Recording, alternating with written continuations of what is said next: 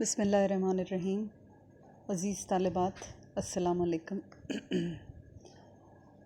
Urdu compulsory میں ہم حصہ نثر پڑھ رہے تھے، اس میں ہم نے 4 اسباق پڑھے، ان کو مکمل تفصیل کے ساتھ ہم نے ان کے سوالات وغیرہ ہر چیز کو ڈسکس کیا۔ آپ نے مجھے یقین ہے کہ اس کے حوالے سے جو آپ کو ہوم ٹاسک دیا گیا وہ بھی یقیناً آپ نے کر لیا ہوگا۔ تو اب ہم آج حصہ شاعری کی طرف آتے ہیں کہ تھوڑا تھوڑا ہم ساری چیزوں سے گزرتے رہیں، نظم اور غزل کو بھی ہم دیکھتے رہیں۔ تو میں نے سوچا ہے کہ آج ہم نظم پڑھ لیتے ہیں۔ نظم کا آغاز آپ کو میڈم غزالہ نے کروایا ہوا ہے۔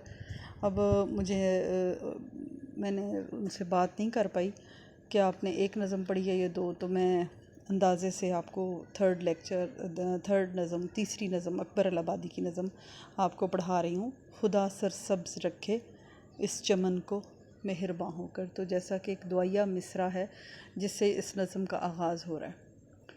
نظم جو ہے اس کی ایک خاص بات یہ ہوتی ہے، اس حوالے سے تھوڑی سی میں گفتگو کرنا چاہوں گی کہ ویسے تو شاعری میں جو منظوم کلام ہے، نظم شاعری پوری ہی منظوم کلام کہلاتی ہے، نظم کی صورت میں ہے۔ اب اس کی آگے اصناف آپ نے سنا ہوگا، اصناف نظم اور اصناف نثر، ٹھیک ہے؟ تو اصناف نظم جو ہے اس میں نظم بھی آ جاتی ہے، غزل بھی ہے، قصیدہ بھی ہے، مثنوی بھی ہے، مرثیہ بھی ہے، بہت ساری لمبی چوڑی نظمیں، آزاد نظم ہے۔ پھر نظم کی قسمیں ہیں، آزاد نظم ہے، پابند نظم ہے، معرہ نظم ہے، ہائیکو ہے، بہت ساری اس میں چیزیں آ جاتی ہیں، ٹھیک ہے؟ قطع ہے، ربائی ہے، بے شمار اس میں اصناف نظم میں آ جاتی ہیں۔ تو وہ چونکہ ہمارا اس وقت پہلو نہیں ہے، تو اس وقت ہمارا جو موضوع ہے وہ نظم ہے۔ تو یاد رکھیے گا عزیز طالبات، جب ہم نظم کی تشریح کرتے ہیں تو ایک پہلو کو خاص طور پہ ذہن میں رکھا کریں کہ نظم جس کا ایک عنوان ہوتا ہے، ہمیشہ نظم جو ہوتی ہے وہ عنوان کے تحت ہوتی ہے، پہلی پہچان۔ دوسری پہچان یہ کہ وہ اس نظم کے اندر جتنے اشعار ہوتے ہیں، 8 ہیں، 10 ہیں، 5 ہیں، 6 ہیں، جتنے بھی اشعار ہیں، وہ سارے اسی عنوان سے، اسی موضوع سے متعلق ہوں گے، وہ سارے اس ایک موضوع کو واضح کر رہے ہوں گے، اسی ایک موضوع کے ارد گرد اس کا ان تمام اشعار کا تانا بانا ہوگا، یعنی ایک ہی موضوع کے تحت نظم لکھی جاتی ہے۔ اور عام طور پہ ہمارے بچے یہ بہت بڑی مسٹیک کرتے ہیں تشریح کرتے ہوئے، حالانکہ سوال میں کلیئر لکھا ہوتا ہے کہ مندرجہ ذیل اشعار کی تشریح کریں، نظم کا نام اور شاعر کا نام بھی لکھیں۔ جب یہ لکھا ہوا آتا ہے سوال میں تو آپ اس سے یہ سمجھ جایا کریں کہ یہ اشعار نظم کے ہیں، ٹھیک ہے؟ اب وہ پورا بند آپ کو تشریح کے لیے دیا جاتا ہے، چاہے اس میں 4 اشعار ہیں، چاہے 5 ہیں یا 6 ہیں، ٹھیک ہے؟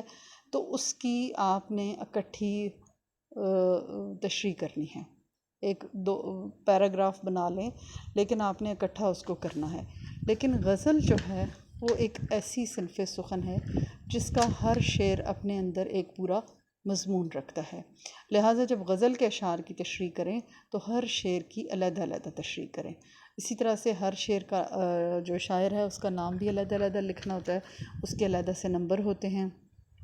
تو یہ چھوٹی چھوٹی چیزیں ہوتی ہیں جن سے آپ نمبر لے سکتے ہیں اور نمبر ضائع بھی کر سکتے ہیں، اور بہت ہمارے کئی اچھے بچے جو ہیں میں نے دیکھا ہے وہ ایسی کیئرلیس مسٹیکس کرتے ہیں جس کی وجہ سے ان کے نمبر ضائع ہو جاتے ہیں۔ تو ہمیشہ یہ کوشش کرنی ہے، صرف رٹا نہیں لگانا، کوشش یہ کرنی ہے کہ ہم جو کچھ پڑھ رہے ہیں، جو کچھ سمجھ رہے ہیں، جو کچھ سیکھ رہے ہیں، اس کو جب ہم کاغذ پر منتقل کرتے ہیں تو اس کو پوری طرح اچھی طرح سوچ سمجھ کر لکھیں کہ ہم جو لکھ رہے ہیں وہ ٹھیک لکھ رہے ہیں، کیونکہ آپ کے ذہن میں جو کچھ ہے وہ ممتحن نہیں پڑھ سکتا۔ آپ جو کچھ لکھ کے پیش کر رہے ہیں اس کو وہ نظر آ رہا ہے، آپ کو اس کے نمبر مل رہے ہیں۔ تو پلیز اس بات کا خیال رکھا کریں، آپ ایسی چھوٹی چھوٹی بہت ساری غلطیاں کرتے ہیں جس کی وجہ سے آپ کے نمبر کٹتے ہیں۔ میں نے آپ کو پچھلے لیکچر میں بھی یہ بات بتائی تھی کہ اردو جو ہے یہ ایک ایسا مضمون ہے جس میں آپ کو صرف ایم سی کیوز میں پورے میتھس کی طرح نمبر مل سکتے ہیں، باقی آپ کو اس میں جو ہے وہ بہت سمجھداری سے، دھیان سے پیپر کرنا ہے اور سوچ سمجھ کے ایک ایک سوال کا جواب لکھنا ہے۔ کوئی اس میں نہ فضول لکھنا ہے، نہ ارریلیونٹ لکھنا ہے، اور نہ ہی بغیر سوچے سمجھے آپ اس میں جو بھی آئے اس میں ڈالتے چلے جائیں، ایسا نہیں ہے۔ جیسا سوال ہے اس کے مطابق آپ نے اس کا جواب لکھنا ہے۔ تو چلیں، یہ تو تھوڑی سی باتیں آپ کو اس ٹپس تھیں جو آپ کو دینی تھی کہ دیکھیں جب آپ چیز کو سمجھتے ہیں، سمجھنے میں اور لکھنے میں بڑا فرق ہے۔ جب ایک چیز آپ کے مائنڈ میں بیٹھ جائے گی، ذہن میں آپ اس کو بٹھا لیں گے تو یہ آپ کو ہمیشہ یاد رہے گی۔ اور لیکچرز کی ہمیشہ سب سے اہم بات یہی ہوتی ہے کہ جب ہم سنتے ہیں تو پڑھنے سے زیادہ جو ہم سنتے ہیں، ویسے بھی ہماری قوم سنی سنائی باتوں پہ زیادہ یقین کرتی ہے، تو سنا ہوا لیکچر جو ہے وہ اکثر بچوں کو یاد رہ جاتا ہے۔ وہ خود کم ہی پڑھتے ہیں اکثر اوقات۔ میں کوئی مزاحیہ واقعہ بھی سنا دوں بچوں کو کلاس کے دوران تو بچے وہ بھی پیپر میں لکھ دیتے ہیں، تو جس سے مجھے یہ پتہ چلتا ہے کہ بچے لیکچر واقعی سنتے ہیں۔ تو اب یہ تو آپ کو موبائل کا جو ہے وہ استعمال کرنے کا ایک اور موقع اللہ نے دے دیا، محکمہ تعلیم نے دے دیا کہ آپ بس موبائل پہ لیکچر سن رہے ہیں۔ اب کیا پتہ لیکچر سن رہے ہیں، گانے سن رہے ہیں، کیا کریں، بہرحال سنا کریں، لیکچر بھی سنا کریں۔ ہم بڑی محنت سے آپ کے لیے لیکچر تیار کرتے ہیں اور کوشش کرتے ہیں کہ آپ کو اس سے فائدہ ہو۔ تو سب سے پہلے ہم تھوڑا سا تعارف پڑھیں گے شاعر اکبر الہ آبادی کا۔ اکبر الہ آبادی الہ آباد کے قریب ایک گاؤں میں پیدا ہوئے۔ آپ کا اصل نام سید اکبر حسین تھا اور تخلص اکبر تھا۔ آپ 1846 میں پیدا ہوئے۔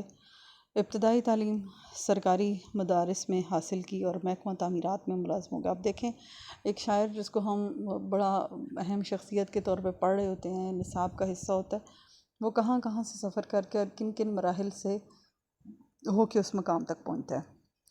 1859 میں مختاری کا امتحان پاس کر کے نائب تحصیلدار ہوئے۔ 1870 میں ہائی کورٹ کی مثل خوانی کی جگہ ملی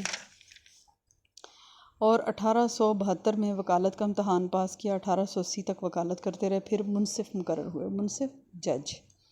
1894 میں عدالت خفیفہ کے جج ہو گئے۔ 1898 میں خان بہادر کا خطاب ملا۔ 1903 میں ملازمت سے سبکدوش ہو گئے۔ انہوں نے جنگ آزادی 1857، پہلی جنگ عظیم اور گاندھی کی امن تحریک کا ابتدائی حصہ دیکھا تھا، یعنی یہ ان کی آنکھوں دیکھے واقعات تھے۔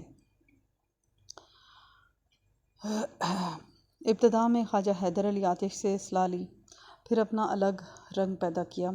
ان کی شہرت ظرافت آمیز اور طنزیہ اشعار پر مبنی ہے۔ مشرقیت کے دلدادہ اور مغربی تہذیب کی اندھی تقلید کے سخت خلاف تھے، یعنی مغرب زدہ طبقے کی تقلید کرنا، پیروی کرنا اکبر الہ آبادی کو سخت ناپسند تھا۔ مغرب زدہ طبقے کو طنز و مزاح کی چٹکیاں لے کر راہ راست پر لانے کی کوشش کرتے تھے۔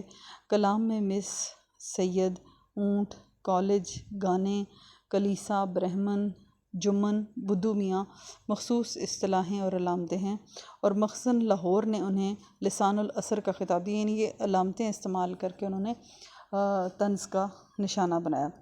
ان کا مطبوعہ کلام 3 کلیات پر مشتمل ہے، اور جو دو ان کی زندگی میں شائع ہوئے تھے اور تیسرا ان کے انتقال کے بعد شائع ہوا۔ ان کا انتقال 1921 میں اسی شہر میں ہوا جہاں وہ پیدا ہوئے۔